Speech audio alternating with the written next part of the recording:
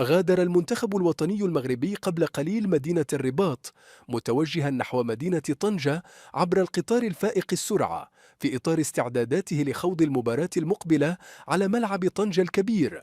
ومن المتوقع أن يلتقي الفريق غدا الجمعة نظيره الموزمبيقي في مباراة ودية تقام بمناسبة افتتاح الملعب الجديد، وينتظر أن يشهد اللقاء حضورا جماهيريا واسعا يعكس الحماس الكبير الذي يحيط بهذه المناسبة الرياضية البارزة.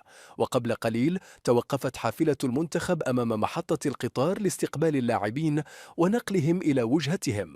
وتجدر الإشارة إلى أن المنتخب سيخوض مساء اليوم الخميس حصة تدريبية مفتوحة أمام وسائل الإعلام على أرضية ملعب طنجة الكبير ضمن برنامج التحضيرات المكثف للمباراة.